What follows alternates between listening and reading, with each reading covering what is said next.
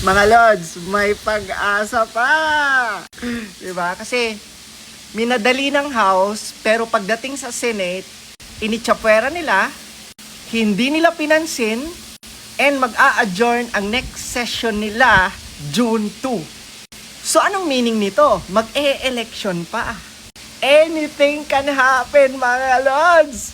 And I think baka magpalit ng House Speaker on that time. Tama ba? Kasi, of course, election yan eh, pati mga kongresista. Ang lugi nito, yung mga kongresistang pumirma, mga Lods. It's time na rumes back. It's time na rumes back. Maling timing. Mali. Diba, nagpapaniwala kasi sila sa mga makakaliwang grupo eh, no? Nagpapaniwala kasi sila dyan kay Franz Castro eh. Wrong timing, pa-election pa. Now, touch move lahat ng mga pumirma. Humanda kayo.